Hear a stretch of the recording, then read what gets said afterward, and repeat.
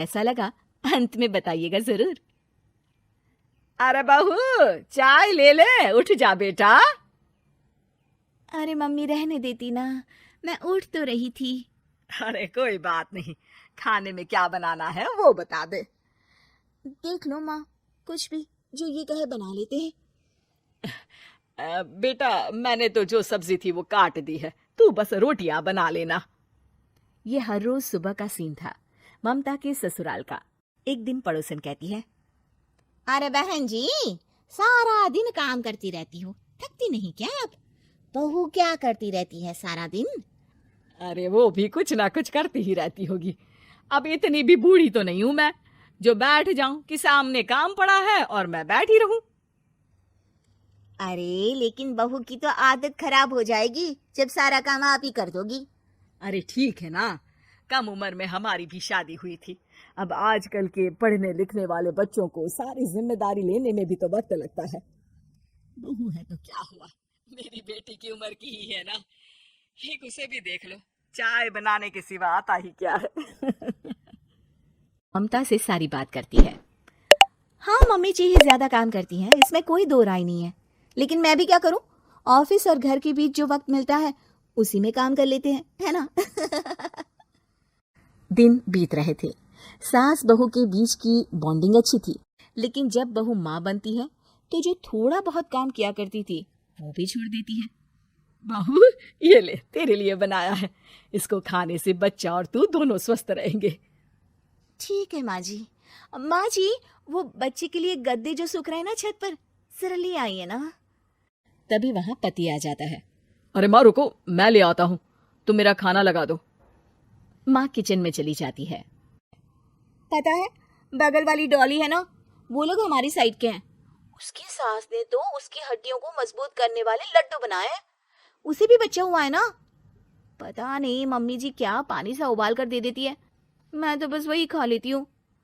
अरे तो तुम्हारे साइड बनता है तो तुम अपनी माँ से बोल दो, वो बना देंगी। आहा, माँ की तबीयत ठीक नहीं रहती, तुम जानती हो ना, कैसे बनाएंगी वो? अरे क्या हो गया सासू माँ को, कल तक तो फेसबुक में किटी की फोटो डाल रही थी। अच्छा अच्छा चुप रहिए। डॉली की सास ने मनाया है, तुम लोगों का भी तो फर्ज बनता है। तभी वहां सास आ जाती है। ये ले बहू गर्म पानी की बोतल, गर्म पानी पीने से पेट अंदर हो जाएगा। नहीं नहीं माँ जी, गर्म पानी पीने से प्यास नहीं बुझती। अरे पी लेना बेटा, वो बगल वाली डॉली को तो जानती है ना, जो तुम लोगों के साइड की है, तेरे साथ ही उसका भी बच्चा हुआ था।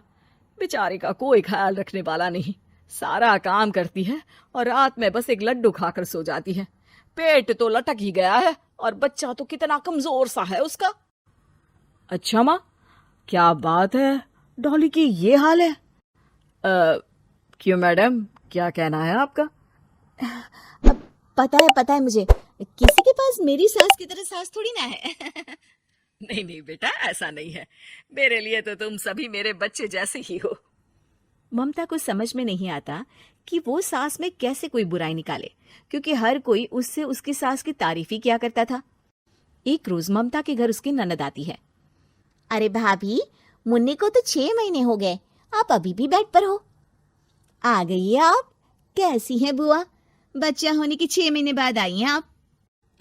भाभी अमेरिका दूर है ना, तो वक्त लग जाता है, अब इनकी छुट्टी अभी थी तो सभी आ गए। वैसे माँ कहाँ है?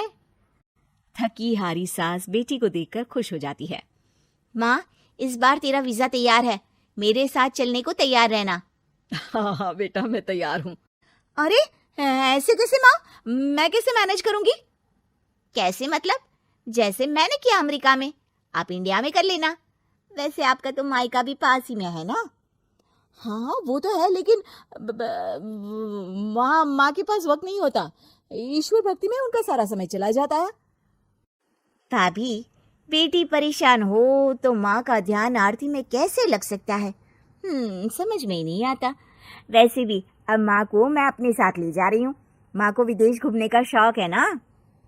ममता मन मारकर चुप हो जाती है, लेकिन मन ही मन सोचती है कि वो कैसे सारा काम मैनेज करेगी। पति का खाना, नाश्ता, मुन्ने को नहलाना धुलाना, फिर रात भर इसके लिए दूध तैयार करना।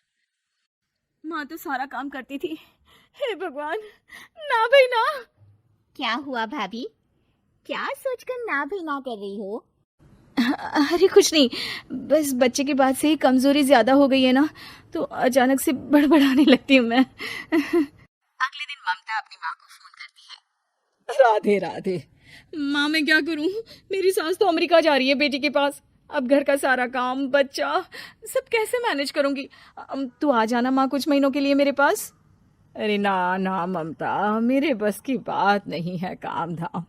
अरे तू तो जानती है ना, मैंने तो तेरे भाई की शादी भी गरीब गांव की लड़की से इसीलिए ही की थी कि वो चुपचाप घर का सारा काम करे।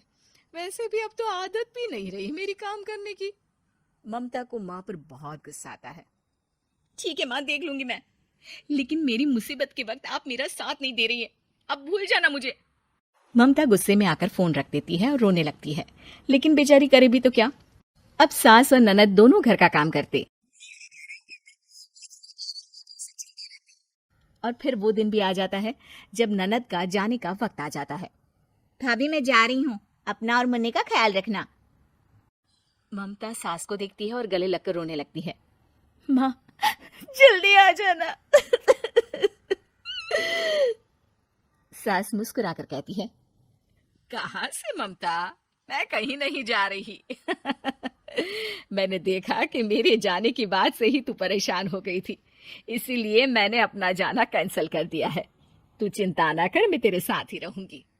ममता को अपनी माँ की बात याद आती है कि कैसे उसके कहने पर भी ममता की परेशानी को समझने की बजाय उसने मना कर दिया, जबकि सास ने बिना कुछ कहे बहू की समस्या पढ़ ली।